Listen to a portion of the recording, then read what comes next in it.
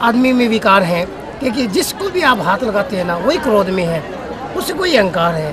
हर आदमी में तनावग्रस्त है। तनाव से मुक्ति कैसे मिले, इस घोर कलयुग में? मानसिक शांति जब तक इंसान को नहीं मिलती तब तक यूँ समझो कि वो इस तरह वाली चीज़ों में लगा ही रहे।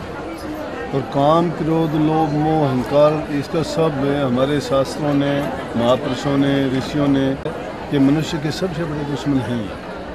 लेकिन अगर किसी कामिल सतगुरु की शरण में हम चले जाएं और इस मन और माया के खेल को समझा के जो प्रभु की भक्ति का रास्ता किसी को बता देते हैं, तो वो जब गुरु की शरण में आके प्रभु की भक्ति करता है तो धीरे धीरे करके इन चीज़ों के बंधन अपने आप से टूटते चले जाते हैं और उसको मानसिक शांति और सुखी जीवन जीने का तरीका मिल जाता है, जिससे ये जीवन जीते हुए वो आनंद से जीता है।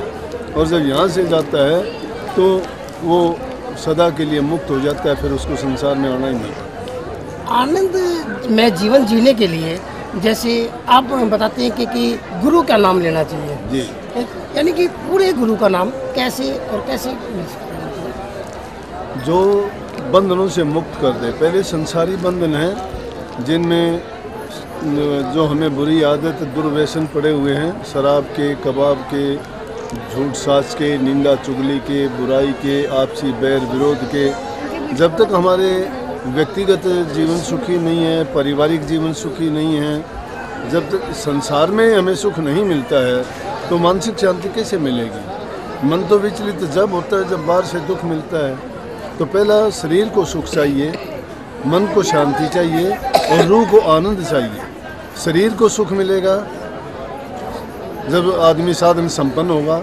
तो संतों की शरण में जो जाएगा उसको कहेंगे कि अपना कमा के खाओ, दुनियादारी की जिम्मेवारियों को बेखूबी निभाओ, बुरी आदतों को छोड़ो, ईर्ष्या द्वेष निंदाओं से बचो और जो प्रभु का मार्ग है प्रेम का, शांति का, उस रास्ते पर चलोगे तो तुम्हारी मनोकामनाएं हैं, तृष्णाएं हैं, जो भी ये चीज़ें हैं जो आदमी को विचलित करती हैं और संसार के पदार्थों की ओर खींचती हैं, उनसे वो मुक्त हो जाती है। जी, आजकल हमने देखा है कि 3 घंटे की आदमी फिल्म देख सकता है, फिल्म देखने के लिए उसके पास टाइम है, मगर जहाँ कहीं पे भी सत्संग हो रहा होता है, सत्य की बात चलती है, वे गुरु जी आए हुए हैं, लेकिन लोग वहाँ पे नहीं जाते। कारण संस्कार की कमी है और वो उसके जिम्मेवार हम ही हैं, माँ बाप जिम्मेवार हैं। बच्चों को घरों में अच्छे संस्कार नहीं दे पाते, इसलिए बच्चों का उस ओर ध्यान जाता ही नहीं है।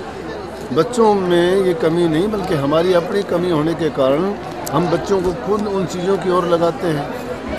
अब जो पाश्चात्य शिक्षा था उसका ज़्यादा असर होता हुआ दिखाई दे रहा है। टीवी पे ज़्यादा जोर है, किसी को ज़रूरत ही नहीं है घर में बैठ के आपस में माँ बाप के पास, बड़े बुजुर्गों के पास वो बात सुनने का उनको कोई समय और अवसर मिलता ही नहीं। ना माँ बाप को समय है और ना बच्चों को ही समय है। तो बच्चे अपना समय टीवी के सामने बिताते हैं। टीवी में जो प्रोग्राम आते हैं उनमें संस्कार नहीं बनते। संस्कार तो बनते हैं माँ बाप के ज्ञान से, उपदेश से और अच्छी और सच्ची शिक्षा से। राधा स्वामी सत्संग जो अपना दिनौद का है ये, जिसके आप वो है मतलब सबसे महान बड़े गुरु हैं, तो आप नशा विरोध के बारे में, नशे के बारे में और शराब के बारे में आप क्या कहेंगे? नशा क्या? नशा कोई मुश्किल बात नहीं है। नशा किसी दूसरे ने तो लगाया नहीं, नशा तो हमने ही लगाया है। उस नशे को हम दूर कैसे करेंगे जब हमने खुद ने ही जो कोई चीज़ अपने पकड़ रखी है, तो उस चीज़ को आसानी से हम उसी प्रकार से छोड़ नहीं सकते हैं। तो जो चीज़ किसी ने दूसरे ने तो हमारे ऊपर नहीं है, तो हमने अपने मन से पकड़ी है, मन से ही छोड़ सकते हैं। इच्छा शक्ति दृढ़ होनी चाहिए, आत्म बल होना चाहिए। गुरु जी, कुछ संतों के बारे में जब कुछ बात सामने आई है उसको अन्यथा ने अपना ले, जो झार में जो हुआ, यानी कि पिछले कुछ साल, 1 साल में बापू आसाराम जी, संत रामपाल जी, डेरा सच्चा सौदा के बारे में जो ये अफवाहें उड़ रही हैं, क्या उससे आप कुछ कहेंगे 2 शब्द? उनके बारे में क्या कहूँगा, मैं तो किसी के बारे में भी बुरा तो कहता नहीं हूँ। अच्छा जो मेरे पास होता है मैं अपनी कहता हूँ, लेकिन कुछ एक बातें ऐसी होती हैं जो धर्म में इस प्रकार की जब कोई बात आती है, जो धर्म विरोध की बात होती है, तो जो श्रद्धालु लोग हैं उनके दिलों पर थोड़ा असर तो पड़ता है, विपरीत असर होता है, उससे उनके दिल टूटते हैं, श्रद्धा में कमी आती है।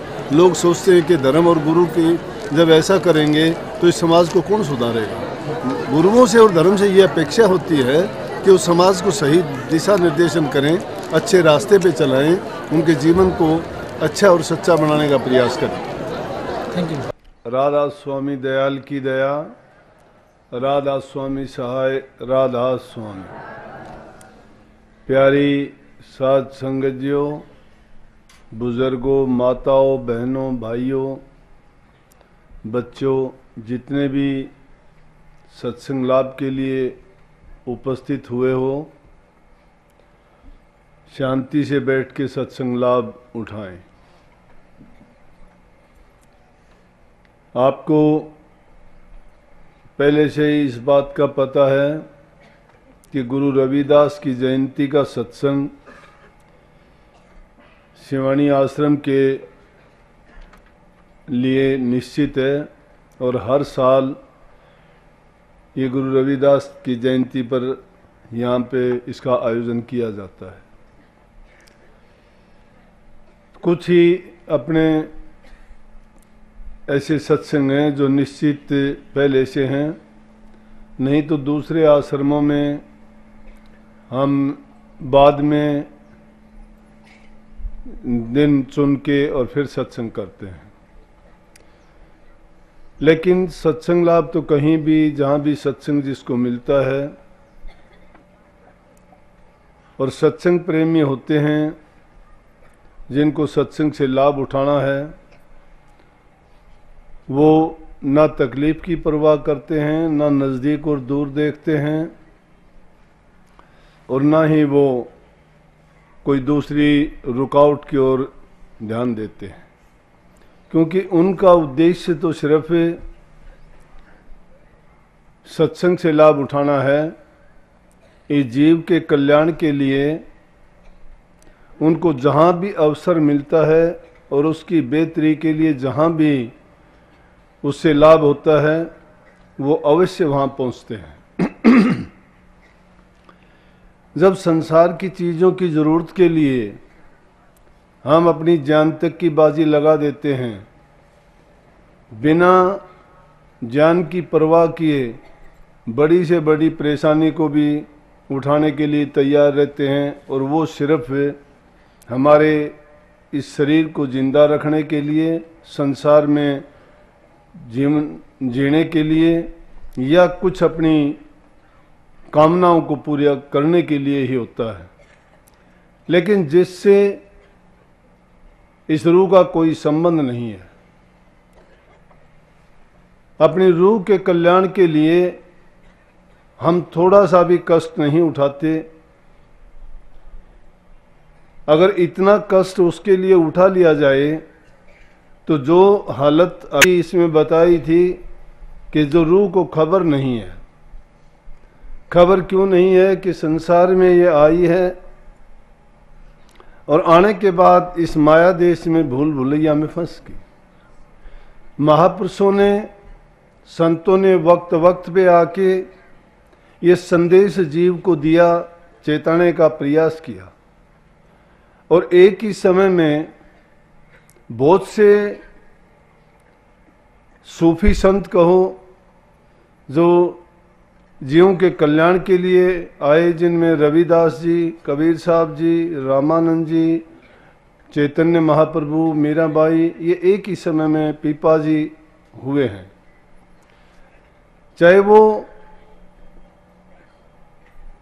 रामानंद जी से, चाहे वो किसी दूसरे संत से, बहाना कोई भी होता है, लेकिन संदेश तो मालिक का लेके आते हैं और जीवों के कल्याण का ही काम करते हैं।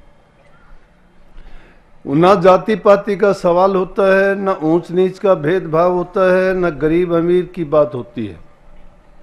और उसी शिक्षा का जो प्रसार और प्रचार था, वो संत मत की लाइन में आज तक वैसा ही चलता आ रहा है। संत मत जाति विहीन है, ये ना किसी जाति की ओर ध्यान देता है, ना ऊंच नीच का फर्क करता है, ना छोटे बड़े का ध्यान देता है। स्वामी जी महाराज ने इसीलिए कहा कि सुरत शब्द का योग 8 वर्ष का बच्चा भी कर सकता है, 60 वर्ष का बूढ़ा भी कर सकता है। जाति का कोई सवाल नहीं, छोटे बड़े का सवाल नहीं, क्योंकि जीव सब में समान है।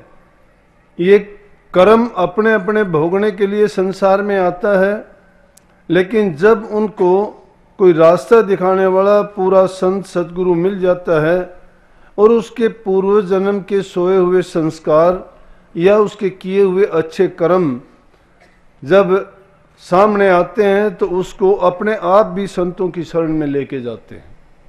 कहीं संत अपने प्रभाव से जिस जीव का कल्याण करना होता है उसको अपने आप भी अपनी ओर खींचते हैं, लेकिन कुछ जीव ऐसे होते हैं कि जो पूर्व जन्म के संस्कारों के कारण संतों की शरण में आते हैं, क्योंकि या तो पिछले जन्मों में उनको संतों के दर्शन हुए हैं या उनको संतों की दीक्षा जरूर मिली होगी, लेकिन करने में कोई कमी रहने के कारण वो अपनी मंजिल को नहीं पा सके।